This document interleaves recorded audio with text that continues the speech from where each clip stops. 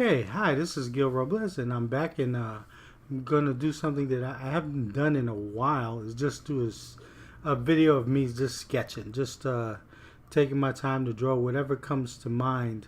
Um, and I used to post a lot of videos like this when I first started posting videos on YouTube. But it's been a while since I did something like this. It's nothing special other than the fact it's just fun to sketch. You can see me building up a sketch or whatever, it's just or my approach to drawing the head, but or just my imagination, because I'm sketching from my imagination. I'm not using any reference or anything at all on this is just totally out of my head. But it's a thing that I like to do a lot. There's a quote from Ingres, the classical painter, French painter Ingres, that I liked.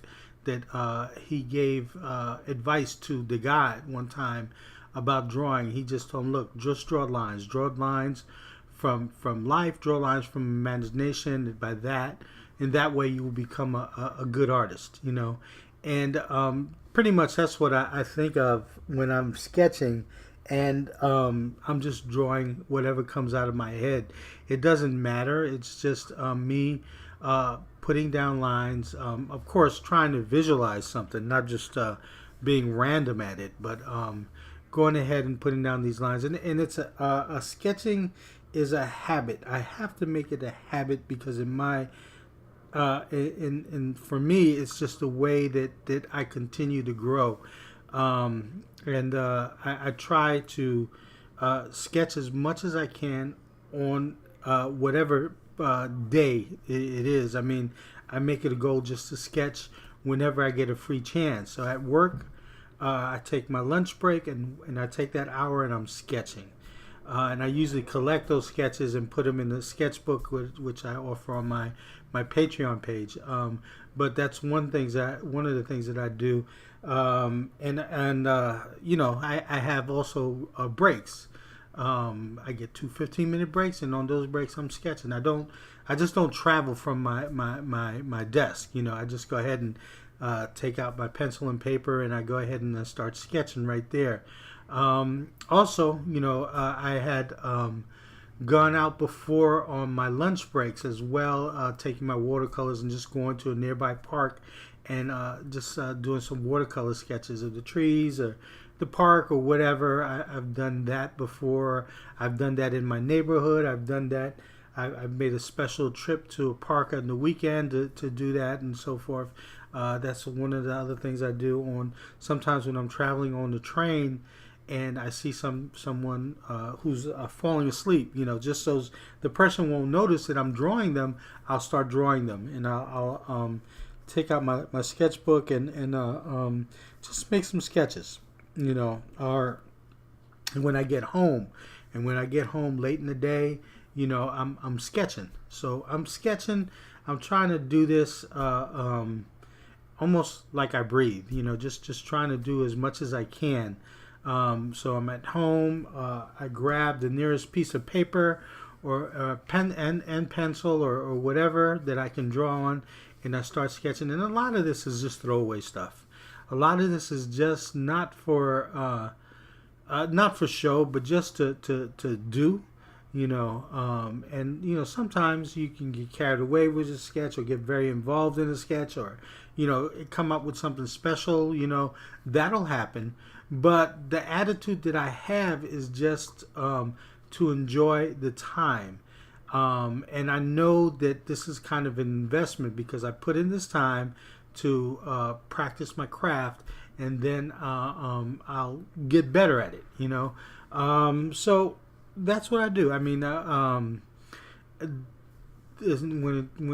That's my mindset when it comes to sketching.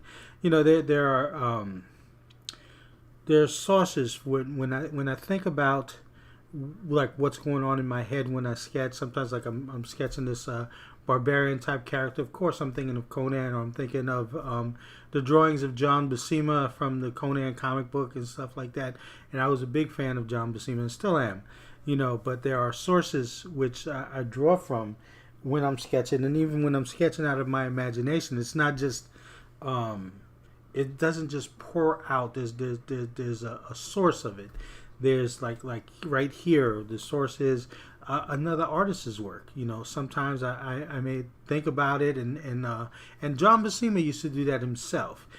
He was a big fan of Alex Raymond, and sometimes he would say he would make an Alex Raymond type head without looking at Alex Raymond, just out of memory, because he was very much a fan of Alex Raymond, and was able to just conjure that up. Sometimes I do use reference photos, and those have become what I use as far as a source. My imagination, like I said, it's just my imagination it comes from the things that I've seen either in life.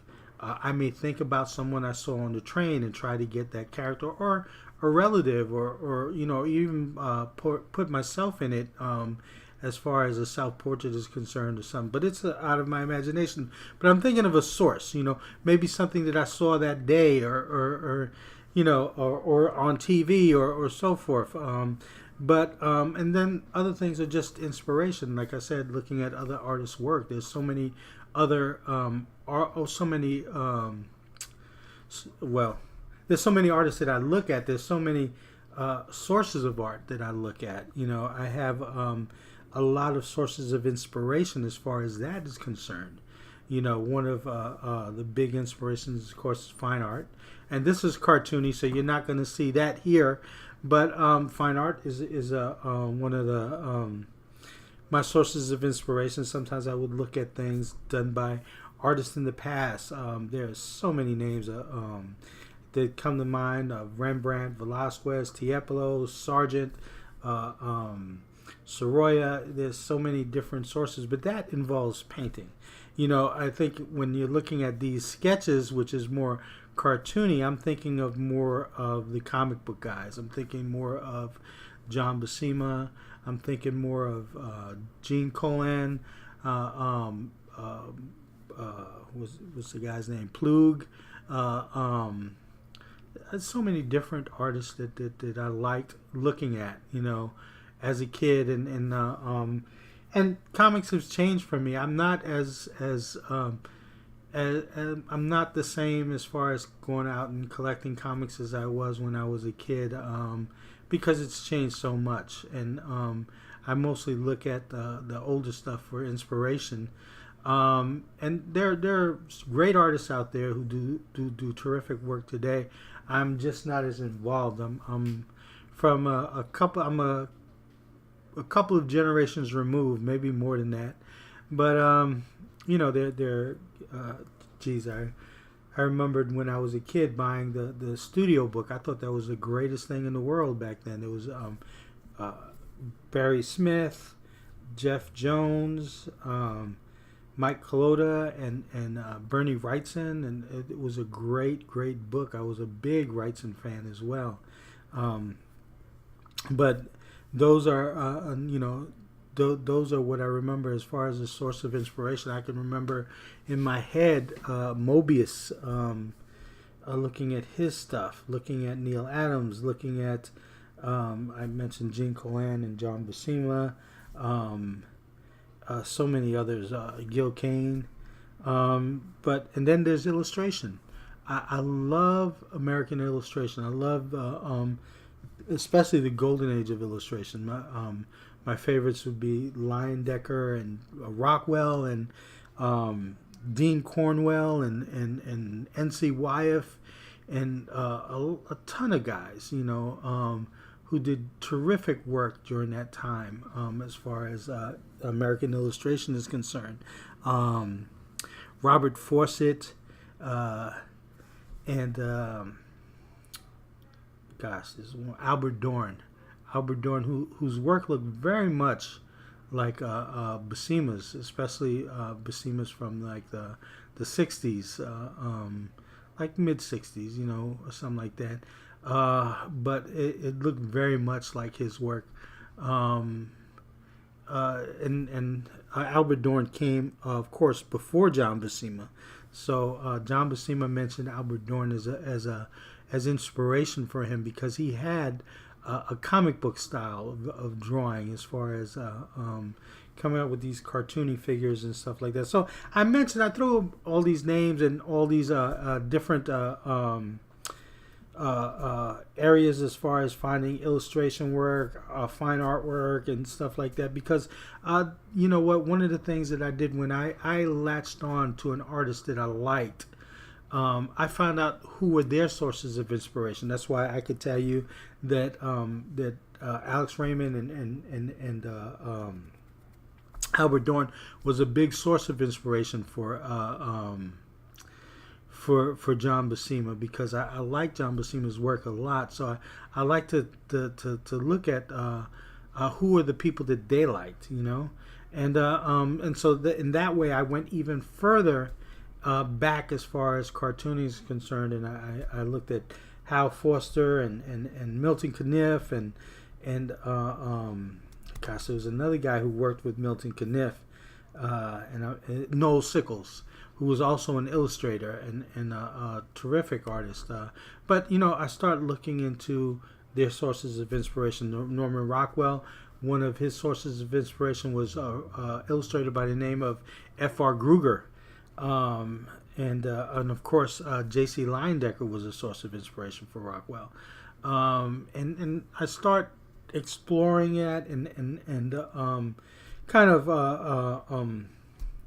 learning more about art, learning more about the things that have gone on before me, and reading about the lives of these artists and their the you know, just the discipline that they put in their work, which is also important for me. And there's so many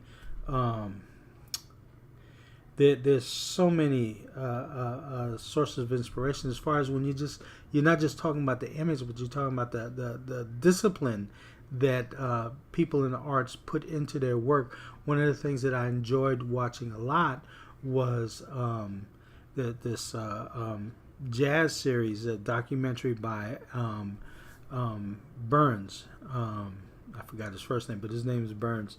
But he made this documentary series, Jazz, which is very popular on PBS and so forth. And looking at the lifestyles of these musicians and how much discipline and dedication they put into practicing their craft, practicing, you know, how well they would play.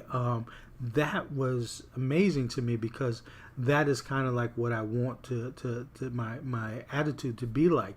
I think of Hokusai, who Japanese manga artist a long time ago, who was famous for his 100 Views of Fuji, that woodcut The Great Wave, which is you can find in any art history book, was by Hokusai, and his attitude and his discipline was always an inspiration for me. How on his deathbed he was quoted as saying, you know, if I had